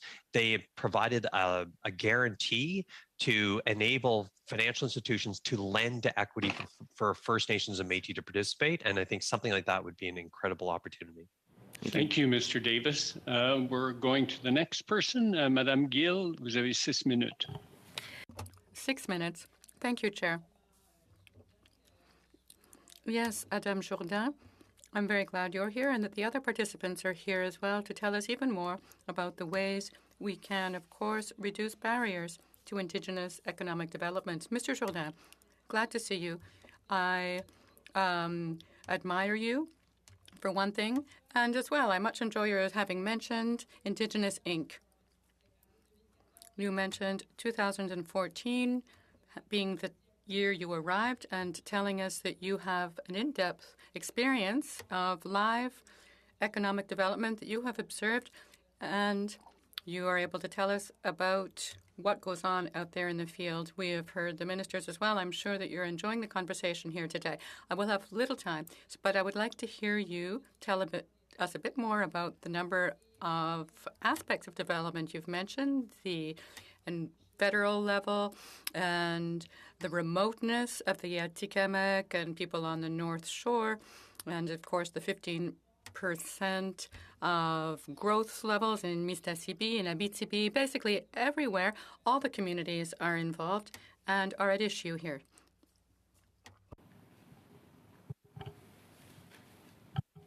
Merci. Yes, well, thank you, Ms. Gill.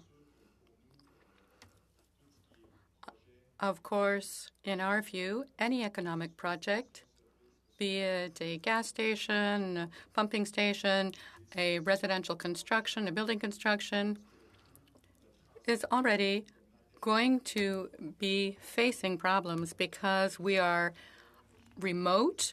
Transporting materials is exponentially more expensive than elsewhere in Wemontashi, Côte North Shore of the St. Lawrence, much more expensive than doing the same project in Montreal. Also, the administrative barriers, the bureaucracy involved, paperwork, the numbers of departments we have to work through, it's a lot.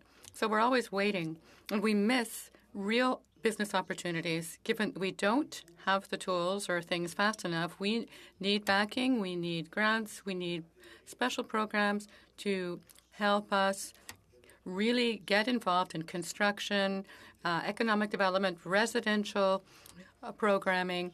We depend on the federal machine, really. Might it decentralize some of its functions? That's a question that we're asking. Also, the original investment. Where we are, many of them live nearly under the poverty line, even if they do have jobs. Someone mentioned residences. It's impossible for people in Wemontashi to buy houses if we're not even able to ensure that we can get materials at a reasonable cost. $250,000, is basic for any construction. People can't afford that. So we need new ways to think this through. And we can only do this by working together, not out of Ottawa, but with the Indigenous communities. As I often say, there are communities which are relatively near cities and some that are very remote. These are two very different situations. That, too, must be kept in mind as a real distinction. And people have to understand all this. Thank you very much, Mr. Jourdain. You've mentioned the remoteness, the original investments, and the administrative tasks. You also mentioned the lack of trust that a number of potential sources of finance have. Could you tell us a bit more about that? As I was saying earlier, we in Wemontashi have been using the Fiscal Management Act, the First Nations Fiscal Management Act. We work with that to help us move away from the Indian Act.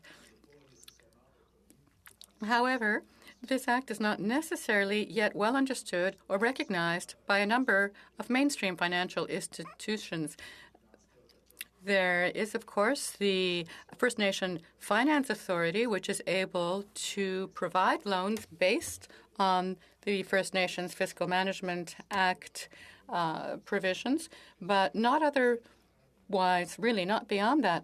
And that's often happened. We've seen it, really, ourselves in Wemontashi, and this slows down so many projects, not merely projects that are proposed by band councils, but even private business persons, people, there are people, as I say, who are trying to take on projects, trying to launch business and so on, even if they're living so close to the poverty line. But, and of course, the band sometimes will back them or have to back them for their original loans, and that gets very complicated. So what you're telling us, Mr. Jourdain, is that economic development is seen differently or that we, the government, need to address this differently to make sure that business people can launch things themselves without necessarily having to go through band councils, which adds another level, yet again, of administration, that we should be able to ensure that independent business people, much like in mainstream Canada, are empowered to start businesses and carry through with them. Now, based on your experience and in your view, what do you think we need to provide you with? What are the supports you need? Mr. Jourdain, you have about 30 seconds. Programs specific to each community. The way Quebec does, via its FEA 3, we have specific programming and funds set apart for Wimontashi. Could Canada do that community by community? That would be one thing to take up. Thank you. Thank you very much, Mr. Jourdain and Ms. Gill. Speaker is Ms. Idlout. Ms. Idlout, you have 6 minutes. Thank you, all of you. Thank you for coming here to speak to us about your program. It is very helpful to know more about your organization. I will ask Nunatsiavut Corporation, to your knowledge, what Indigenous-led initiatives or business should be considered and included in the planning, servicing, and delivery of renewable energy projects in the North. It's critical for a green, which is very critical for a green transition.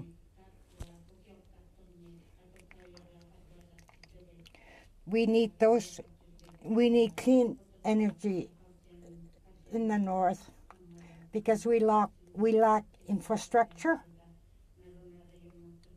Can you talk about renewable energy projects in the North?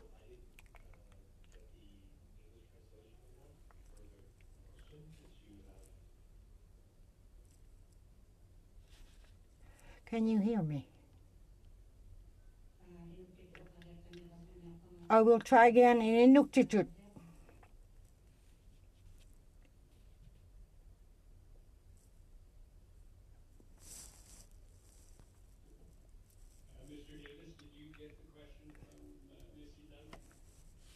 No, I'm sorry, I didn't get the trend.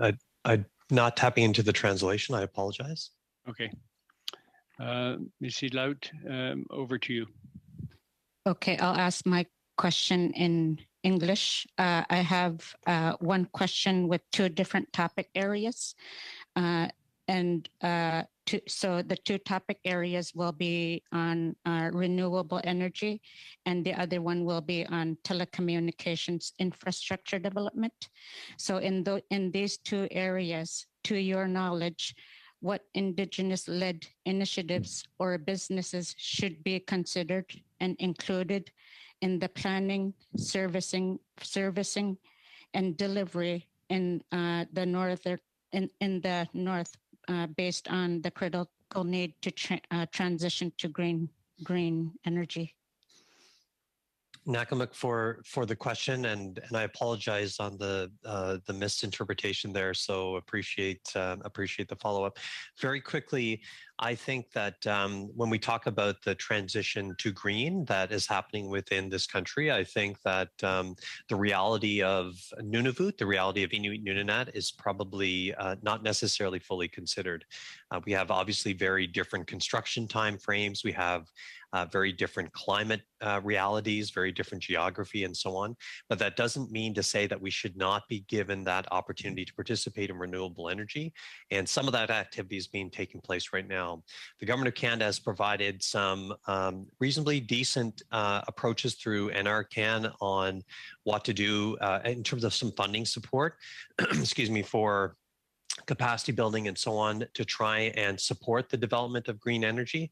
In many cases like this, Ms. Idlout, what you'll see is a rash of applications coming into a program, and all of us trying to fit within a certain deadline, and again, not necessarily considering the reality of the North. And so I think what would be incredible is to see how the federal government actually pull together its current dollars around green energy as it pertains to the North, and have a fund that has a high level of flexibility that would enable Indigenous organizations, Inuit organizations, to be able to apply and have a much longer time frame to ensure that those dollars actually go to fundamental projects that can really be successful.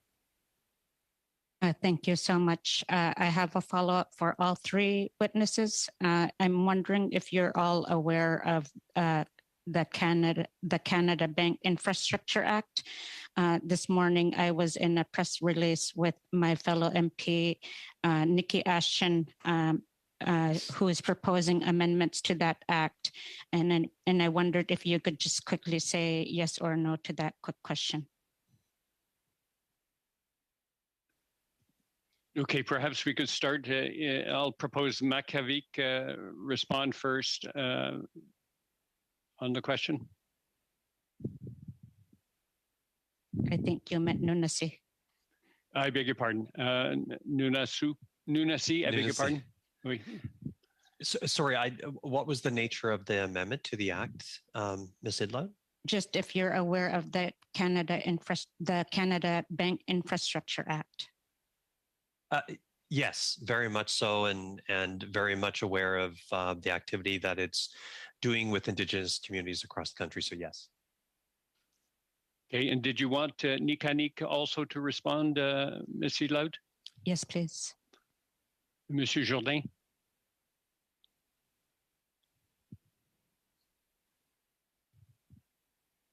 Pour ma part, c'est des... In my view, it's a program that we were unaware of, given that we're in a small community, in a Atikamekw community, but it would be very useful to get good information about it so that we could study it in future.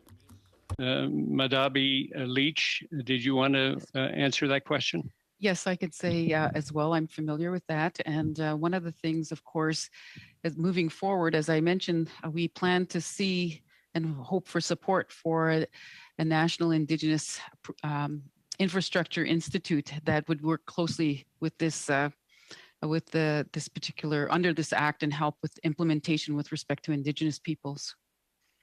Thank you. That's your time, Ms. Idlow. We'll proceed. We'll start the second round. I understand, Mr. Schmale, that you've agreed to let Mr. Pawlowski go first because he has an airplane to catch. Is that correct? That is correct, on the caveat that we do get our full time, that we're not cut off due to time. No, no, you won't be cut off. Thank you. So, Mr. Pawlowski, you have 5 minutes. Well, thank you, and I really appreciate it from the Conservatives. Thanks. I did really want to ask a question to Mr. Davis. So, do I have it right? You're from Labrador, and if yes, which community? Yes, I'm from Labrador. Happy Valley Goose Bay is where I was born, and my mom is from Cartwright, and my father's from Rigolet, which is the Inuit community in Nunatsiavut. Okay, well, I wanted to get kind of down to a granular level because here we have kind of lofty conversations, which is great because we are the parliamentary committee and we talk about leveraging equity and procurement contracts and fiduciary duty. But for someone like me who's not an economist, sometimes that doesn't mean that much. So I wanted to ask about Labrador generally. If you can apply it to Nain, that would be great for me because I worked 3 years in Nain. I thought Nain was a fantastic community. I really love Nain. But I can see, I was a doctor there, but I know that there wasn't a lot of economic prosperity in Nain. There wasn't a lot of business. There wasn't a lot of employment. And as our colleague on this panel from Northern Quebec has said, the cost of everything up there is much higher.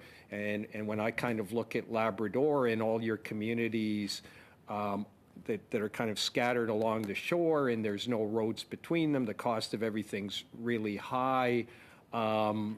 I kind of wonder how they can and will economically prosper. So can you bring all the things you've said about economic development, the barriers to economic development, and kind of tell me in Labrador, specifically if possible, the northern communities up at the top, Nain, Hopedale, Davis Inlet, like what has gone right, what hasn't gone right, and what are your hopes? And if you can't apply it up there, then just tell me about the other communities in Labrador. Thanks. Thank you. And I think you can't get more granular than that to try to get right down at the community level. So I appreciate the question. And I believe, as you can imagine, that there are over 50 Inuit communities across the country. All of them are isolated except in the northern part of the Northwest Territories, all of them virtually on diesel. No access to, for the most part, if you take out, Tuktoyaktuk, but very limited access to road infrastructure and so on. And so, in terms of the business activity that we see for Inuit communities, it does rely on, is there going to be an application for federal contracts and federal procurement? In some instances, there are, when you actually take into account some of the larger centers of communities, Inuit communities across Inuit Nunanat, including Iqaluit, even Nain for that matter, where you do actually have a federal presence. And the fact that we just, won the North Warning System contract is an example of, being in the territory, in the region, and actually having that business opportunity and business success. The other piece that, I think is pretty critical is that element of infrastructure, the need for critical infrastructure. And despite the fact we don't have roads that connect, we need that additional infrastructure around deep water ports, as well as when you look at airlines and necessary airstrips to ensure that we actually have that flow of goods and services. And because the internet is becoming this ubiquitous thing around the world that so many of us just take for granted, for Inuit Nunanat, it's just not a reality. And let's be honest. I mean, the internet is depending upon the type of services or goods that you provide through an Indigenous business, the internet can be critical. And I think the pandemic demonstrated how this level of business activity can take place virtually anywhere. We can be sitting in our pajamas and ordering things and receiving them. And so I think, the fact that you don't have that quality telecommunications and internet, as Ms. Edlout was talking about earlier, I think something like that would actually, even though it may sound a little lofty, it would have a profound impact on individual small businesses and even the development corporations in those particular regions. It is probably impossible. You have about 20 seconds, Mr. Pawlowski. Your number one ask economically for Labrador. Sir, Nunavut represents Nunavut, so I'm not necessarily here doing a number one ask for Labrador. But listen, for Inuit Nunanat, it's infrastructure, right? It's a critical investment in infrastructure, just what so many Canadians take for granted. So Nakamik. Thank you, Mr. Davis. Thank you, Mr. Pawlowski. It's now the Conservatives for 5 minutes. Would that be Mr. Shields? Thank you, Mr. Chair. Appreciate that. Appreciate the witnesses today. Mr. Jordan, you threw in the word independence. So when you talked about bureaucracy, I'll attach that. The funding you received, was it program oriented?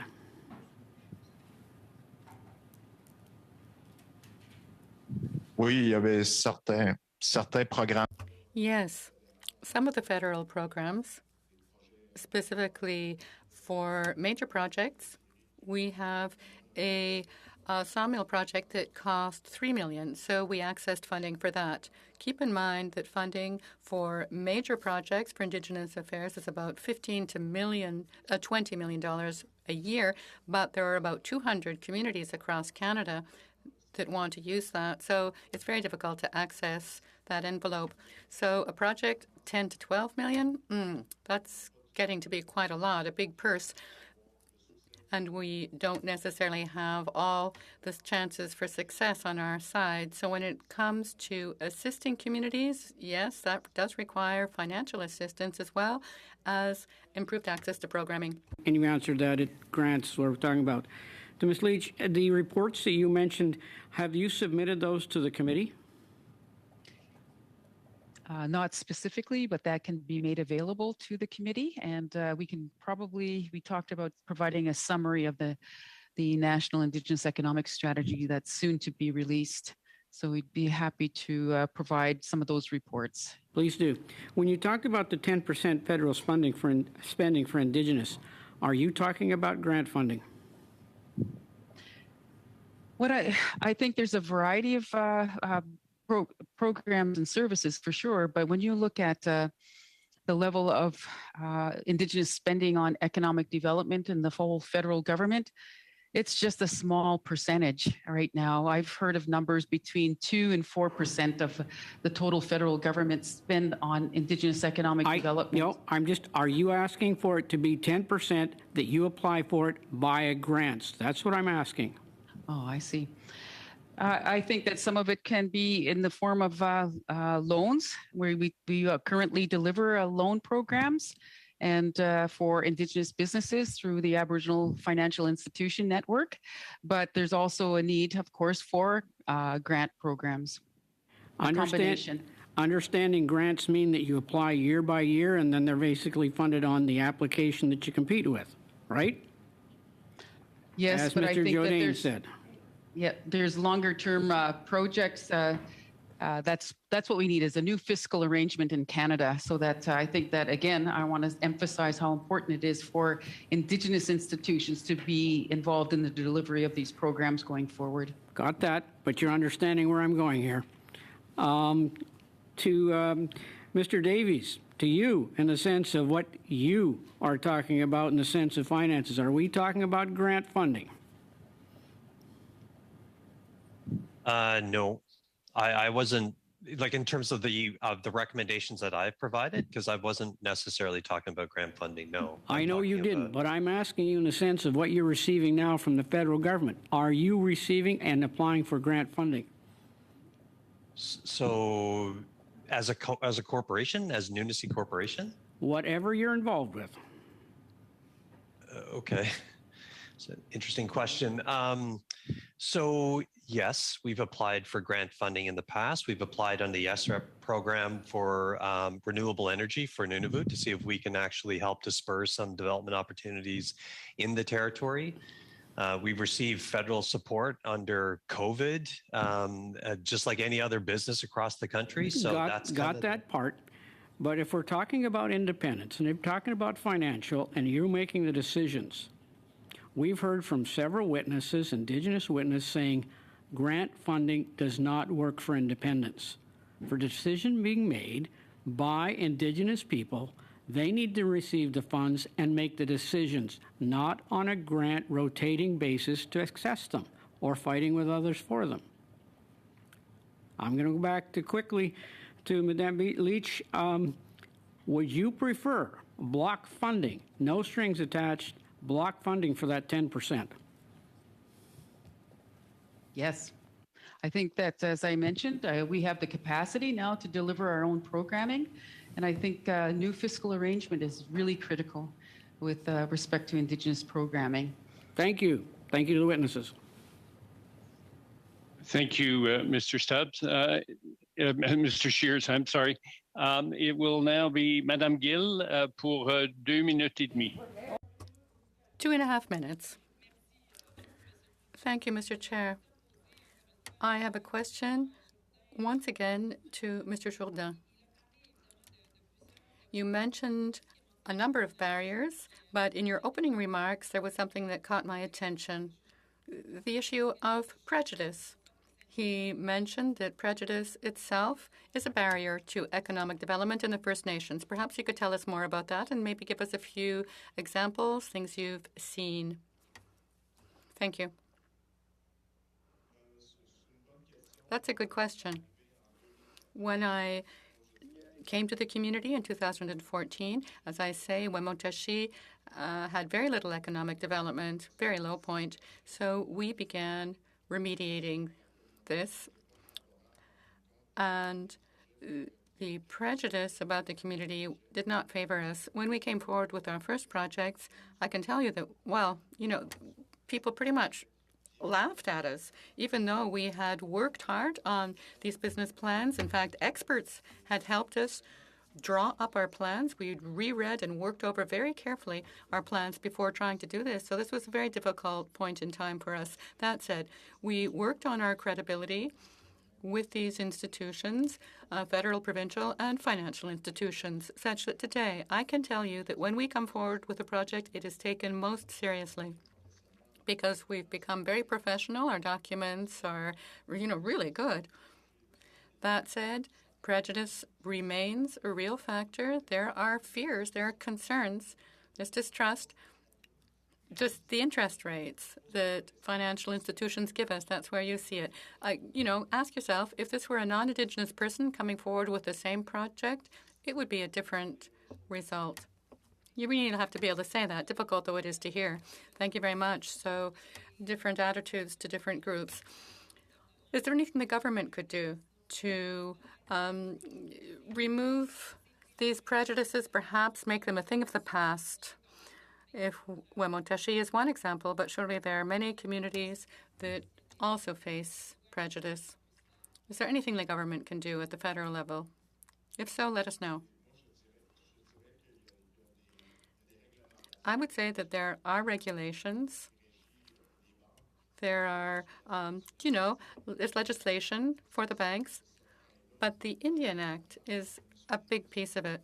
I think that Mr. Davis and Ms. Leach will agree with me on this. The Indian Act is a real barrier to the economic development of Indigenous groups and the exploitation, the development of natural resources is imbalanced.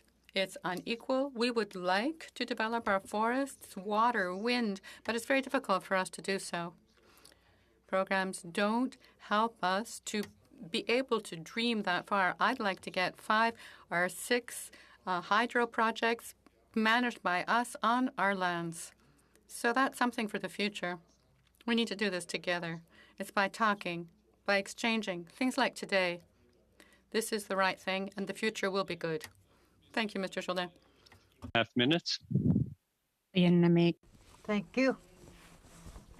I asked you all if you knew the Canada Infrastructure Bank Act.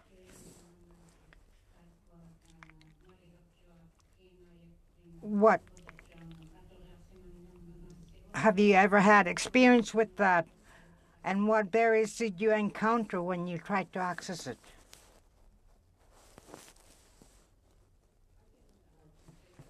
Things is that usually Indigenous communities are at a disadvantage in competing with mainstream projects. So that's always been an issue with respect to infrastructure financing that's been available through government. I just have to come back to the fact that I really believe that our own infrastructure institute resourced to enable Indigenous people to address a lot of the infrastructure issues, such as Mr. Jourdain has just mentioned, for example, to participate in some of these electrification projects. There's the idea of, he mentioned the water and the lands, and also the air when we talk about telecommunication spectrum. Why can't our Indigenous communities benefit from some of that in our traditional territories? So we're at a disadvantage when we have to compete with mainstream in terms of infrastructure financing. So that's just my familiarization with that. May I? So I completely agree with Dawn's assessment as well, that we are at a disadvantage. And although I said in my comments that Indigenous businesses are looking very differently now from where they were just 20 years ago, I think we've built remarkable capacity, as Dawn referenced a number of times in some of her answers. And having institutions that are very focused on Indigenous communities that will help to build that level of capacity is important. And we are definitely at a bit of a disadvantage. And so I think that there is a need for sure that the infrastructure bank really plays a significant role in ensuring that we actually get capital into the communities. And I've said time and time again as well that I think we need to see some private sector capital that would actually see the value behind investing in some of these communities as well. I think there's a huge potential there for the Arctic, and I think there's a role for Nunisi to play in something like that. So that can make.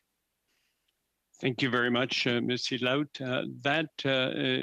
We're past our 3 o'clock deadline. Let me ask you, I'm prepared to finish out this second round, which would be 5 minutes for Conservatives, 5 minutes for Liberals. Mr. Schmale, did you want that next 5 minutes? No, I'm okay. Thank you, sir. Okay, all righty. Then I would like to merci à tous les témoins qui ont. Thank you to all our witnesses for appearing here before us today. We much appreciate your sharing with us. You've given us some very good information, and you've responded to our questions. Thanks again. I look forward to seeing all of you on Tuesday, the 15th of February at 3:30 p.m. for our next meeting. And perhaps a reminder for those of you who will be in the subcommittee meeting, that's going to take place now. So we'll adjourn this proceeding and we'll rejoin the subcommittee members very shortly. Thank you very much. Is there a possibility just to state one other item? Yes, please go ahead. Okay. I really want to remind this committee that Canada's future is linked to building Indigenous capacity to become engaged in the economy, because sustainable development in Canada requires our involvement. Mitigating climate change requires our involvement. Opening the doors to international trade requires our involvement. Addressing the labor shortages in Canada requires our involvement. Reducing social spending with a focus on increasing economic productivity requires our involvement, and providing access to basic services throughout Canada's remote and rural areas requires our involvement. And finally, improving Canada's global standing on human rights issues requires our involvement. So I really think that's important for this committee to remember. And the only way to do that is through Indigenous economic development. Thank you. Thank you very much, Ms. Madabe-Leach. A very good reminder to all of us. Thank you. So we will now adjourn this meeting and see you next Tuesday, except for the subcommittee members. We'll see you very shortly. Thank you. Thank you, Mr. Chair. Enjoy the weekend, everybody.